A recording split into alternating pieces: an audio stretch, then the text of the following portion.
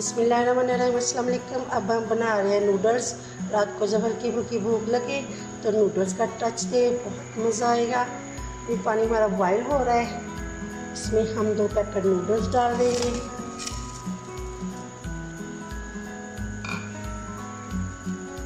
ये half boil करने के बाद इसमें मसाला डाल देंगे। ये देखिए जी, नूडल्स हमारे हाफ बॉयल हो चुके हैं। अब हम इसमें डालेंगे मसाला वही है जो नूडल्स सैशे में मिलता है पैक में।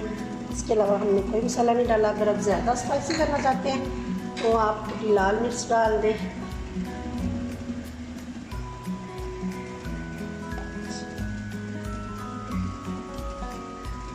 इसे मिक्स कर देंगे अच्छे से। ये हमें सूपी चाहिए, इसलिए हमने थोड़ा सा सूप रखेंगे इसमें।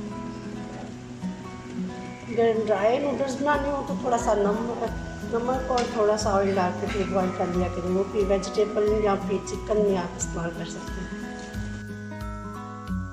हैं। सूपी नूडल्स हमारे पककर तैयार हो चुके हैं। मैंने फुल बॉयल अंडे का टच दिया है। अंडे के साथ आप जरूर ट्राई करें, बहुत मज़े के बनते हैं। वो पसंद आए, वीडियो पसंद आए, लाइक और शेयर कर दे। तो हमें याद रखें, अपना बहुत ख्याल रखें। अल्लाह हाफिज़।